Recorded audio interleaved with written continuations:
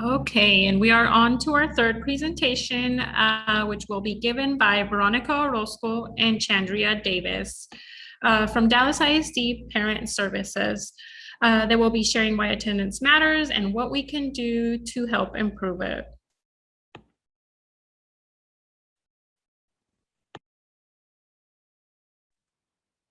Good morning, everyone. Let me just get my camera going here.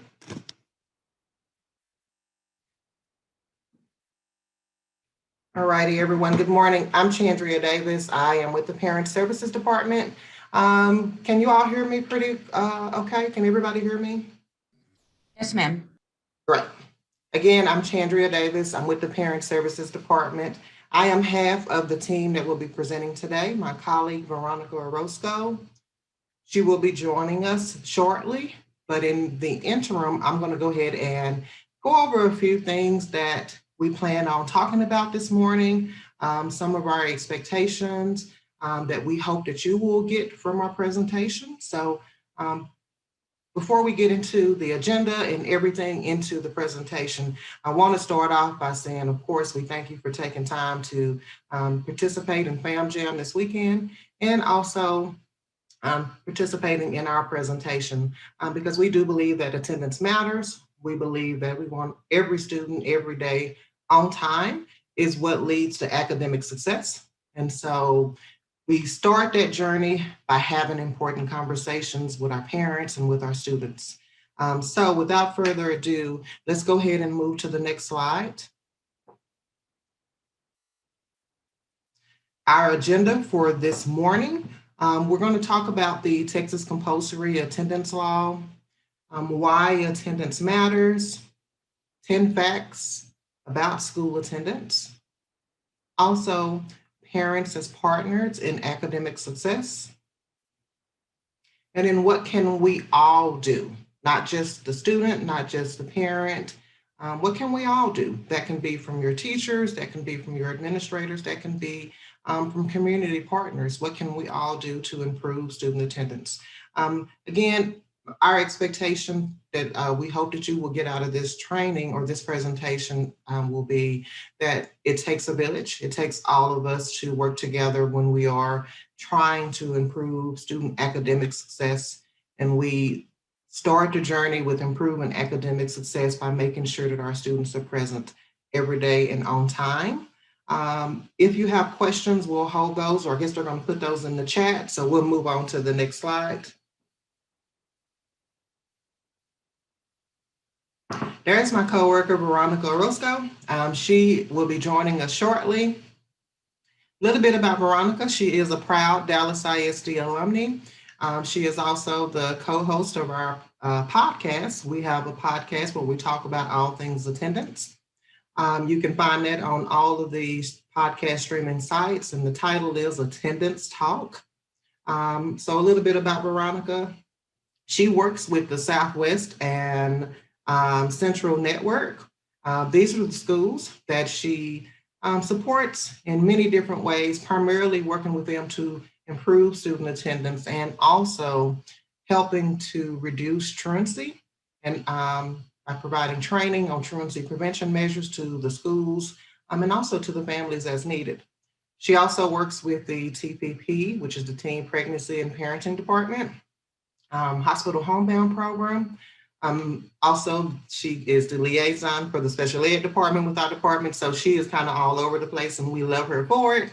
And most importantly, she's just kind of one of the backbones of our team, and she makes sure that she puts parents first and always helps our parents whenever needed. Next slide, please. There's me. Again, I'm Andrea Davis. A little bit about me. I am also a proud Dallas ISD alumni. I am the second co-host of the Attendance Talk podcast. Again, you can find it on all streaming sites. We got to plug it because we want you to tune in because we have some exciting stuff this year. I work with the Northwest and I work with the Northwest and Central Network. I also work with Irma Rangel, City Lab High School, Solar Prep for boys and girls, Booker T. Washington, Harry Stone, The personalized learning at Sam Houston Pre-K Partnerships, which is a huge undertaking, Arlington Park and Multiple Career Center. I also work with the DA's, the District Attorney's Office with the Dallas County Truancy Court. So I am the official representative in our pretrial hearings that we have for truancy court, as well as the trial representative on the behalf of Dallas ISD. I'll tell you this, in the event if you ever see me or my coworkers in the truancy court arena, our goal is to try to not have you be a repeat person in the truancy court setting. We definitely want parents to take that opportunity to learn how to improve the attendance so that they never have to repeat that. So while we're in that setting, we do work with our families. We address all their questions and concerns, and we try to offer some options to them as needed so that they can, again, not be in the truancy court setting. I do see that Veronica has joined on, but before I toss it over to her, I just want to encourage you all to make sure that you are turning in your excuse notes when your student is absent from school.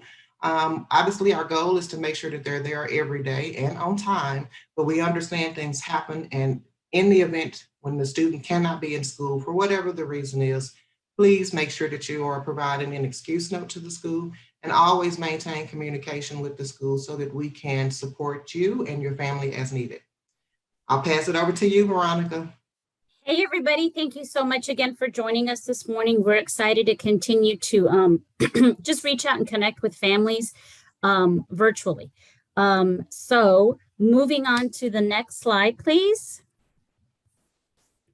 So this is the core. This is what we do. This is where we start everything and move forward from there, okay? The Texas Compulsory Attendance Law. So what this Texas state law essentially it says, and I'll go ahead and abbreviate, is students between the ages of 6 to 19 must attend school every day, all day, throughout the instructional day. If you have a student that is younger than 6 years of age and they are participating in the pre-K3, pre-K4, pre-K5 program, once they enroll in our school district, we do expect them to follow the same attendance laws, okay? And the reason that this law is so important is it allows our students to get that free public education and all of the resources that go along with it, okay? And next slide. So we've established the law. Now why it matters, why the actual attendance matters. Next slide, please. So to understand why it matters, let's first of all define a little bit what we consider satisfactory attendance and poor attendance. And if you notice, we really didn't say perfect attendance, okay? Our students that have 9 or fewer absences for the school year are considered satisfactory, okay? And the reason that we say 9 or less is because kids will get sick, okay? It's very rare that you can have a student out just one day and they're feeling better, okay? A lot of times it's going to take a day or two. And then depending on if they have seasonal allergies or something else is going on, okay? But then we get into our students that have between 10 to 17 absences for the school year, okay? And this is based on a regular school calendar. Then we start to have a little bit of concern about some of those attendance issues. Is it because they're sick? Is it they don't feel like they can meet the challenges in the classroom, their academic goals? You know, what is going on there? And then we've got our students that have 18 or more unexcused absences. So if you break it down, that's about 4 weeks or more of absences. That's like missing a month or more of absences. And that's where we really start to get concerned, and we see where the majority of our student dropouts come from. Okay, go ahead and next slide, please. So why it matters. So whether your student is absent because they're out sick, or there was an appointment, or you decided they were going to stay home, they're losing instructional time. Every day that school is in session, they have lessons that are planned and they build on top of each other, okay?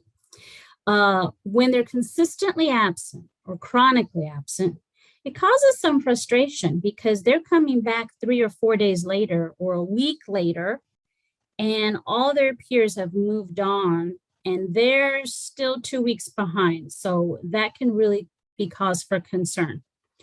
Our research also shows that our students who attend school regularly are more likely to graduate. And when our students become chronically absent, even if they're only missing a day or two a week, because that day or two a week really does start to add up if you look at it from a month's perspective, okay? When our kiddos, again, go daily, they're able to meet those academic goals and challenges, and they feel better about meeting those goals. And they also know that someone is waiting for them, their peers, their teachers, their tutors. The absences can also be a sign to us that they are starting to struggle and facing some other difficulties. So when we look at absences, we're not just looking at why you're out of school, but we're also trying to assess what are the reasons that you're out of school, okay? And poor attendance is not just about the unexcused absences. Again, those excused absences can also affect academics. So again, we know that our students are going to be out, they're going to be sick, they're going to have appointments. But as much as possible, we want our students in school, okay? Next slide, please. So 10 facts about school attendance. Let's go over that real quickly. So did you know?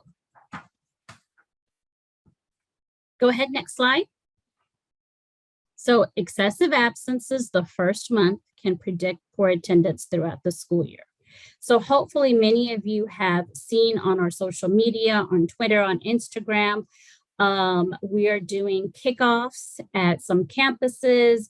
Schools are posting different activities that we are hosting for September Attendance Awareness Month, because we really want to not just engage our students, but keep them engaged and keep them encouraged throughout the year. Over 8 million students miss nearly a month of school. That's quite a lot of time. Our poor attendance can influence whether our kiddos can read by 3rd grade. So if you start to see the trends in 3rd grade, then we know that they're going to probably struggle with reading. And if they're struggling with reading, that's really the foundation of everything that they do in school. So being in school is very important. When our students improve their attendance, they're going to improve their academic prospects, okay? Attendance improves when schools engage students and parents in positive ways. So we know that we also have a seat at this table, and it is also our role, our responsibility, and something that we take seriously, and we take pride in engaging our students and families and maintaining those great relationships so that we can contribute to the daily attendance of our students. Next slide, please. So our chronic absenteeism often can be an early indicator of a potential dropout, which we discussed earlier. So now let's talk about arriving late or leaving a little bit early.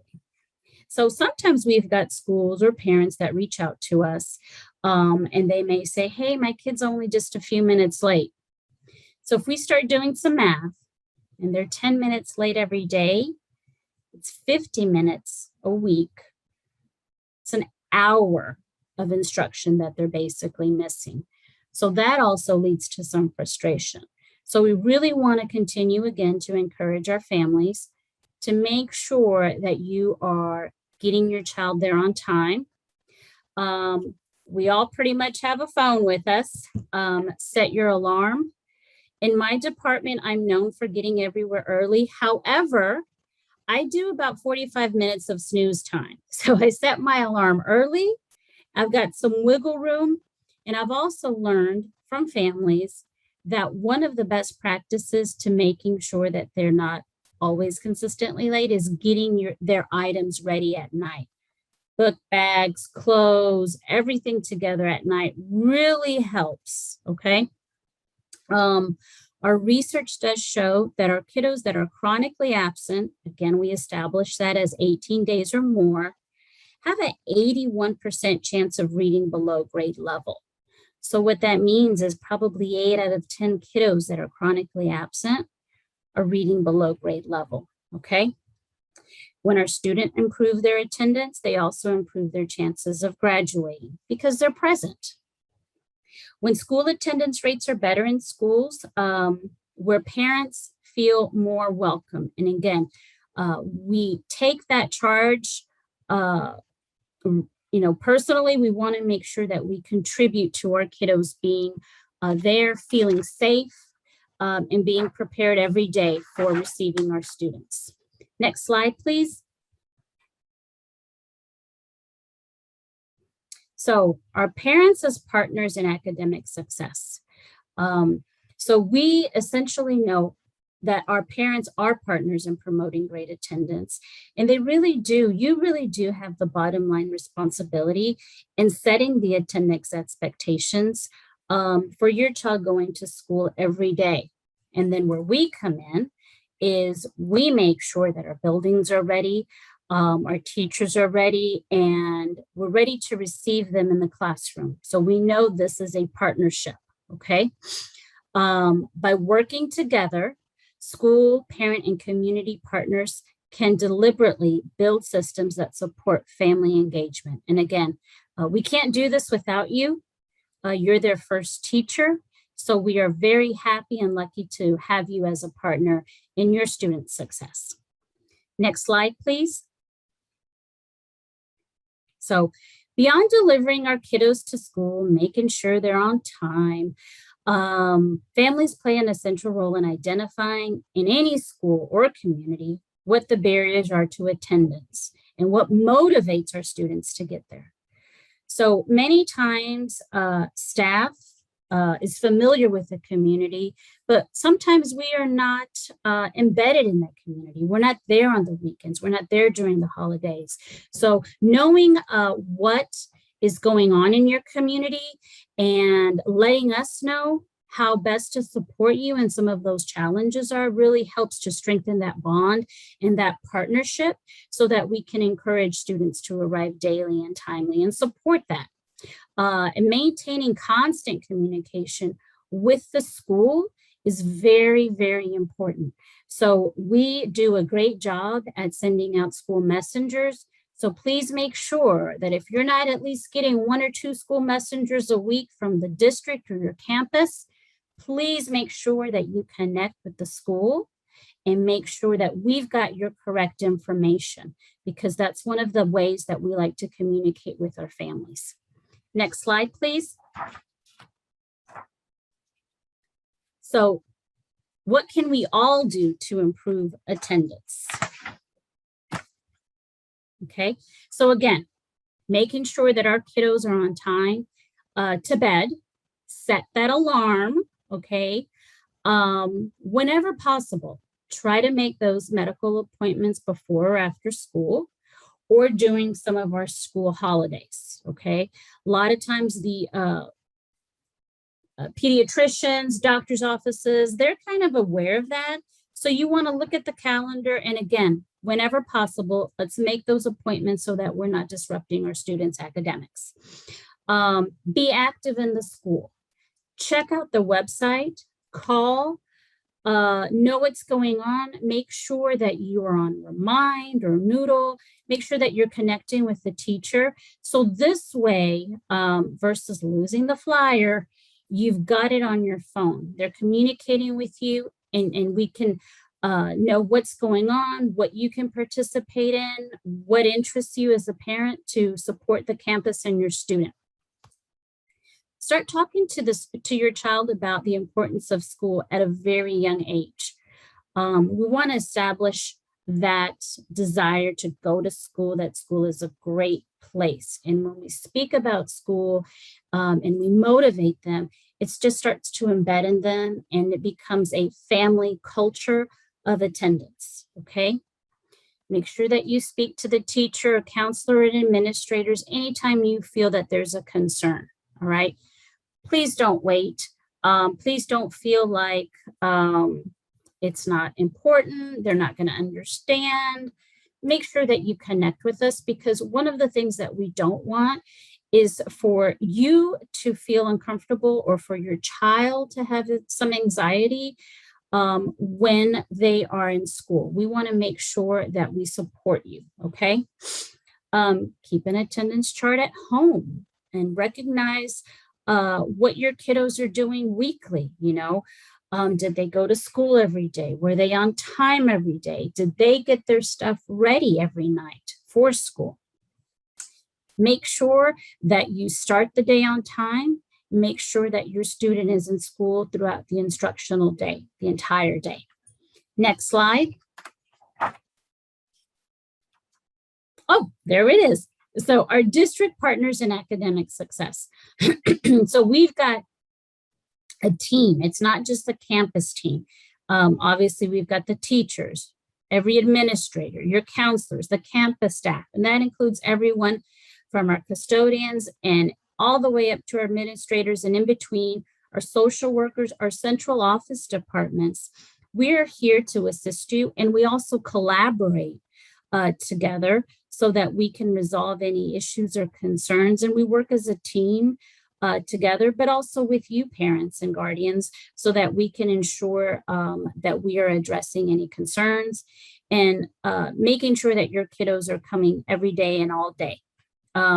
We've also got additional programs and services like tutoring and counseling. So that way we want to make sure that we are serving our student in a holistic, we're having a holistic approach to serving our student. It's not just academics. We know that there might be some other concerns that might not be academically related, but they will affect the student academically. So again, our goal is a holistic student approach. We want to serve the entire student, okay? Our Dallas ISD partners with community and city resources also to meet the needs of our families. We like to partner with our communities because we need to know in serving our students holistically, some of those resources or referrals may not be within our school district. So knowing what's going on in your community and our community, we want to make sure that we can connect you, okay? And lastly, we've got a new feature, about a year or two old, and it's used a lot. So please know that they do read it. We do read these. We've got a Let's Talk online customer service tool. So you go to www.dallasisd.org/let's talk. And what you do is versus calling, because sometimes we know that you may not be able to call during your work hours or during your crazy day. You can put in your concern and it is addressed. Someone contacts you within 24 hours. Now, the concern may not be resolved within 24 hours, but someone will reach out to you and say, I received your concern, I received your complaint, and we're looking forward, we're looking into that. So please know that those are read, and we take those very seriously. Okay, next slide, please. So lastly, please again, continue to connect with us. I think that's the big word during this time is connecting. Call. We like to, our campuses, our school district, our parents, please connect with us. We're on Facebook, we're on Twitter, we're on Instagram. We want to celebrate your students. We want to celebrate our families. We also want you to know what we're doing as a school district to serve and connect with you. So please make sure you stay in contact with us, because I promise you, we will be reaching out to you and your schools will be reaching out to you, okay? Not just about attendance, but about different activities that we have in the district. So thank you so much for being here this morning. and have a great day. Does anyone have any questions? Ms. Orozco, we don't have any questions in the Q&A right this time. Okay, Great information. So, thank you. awesome, wonderful. Well, thank you guys for having us.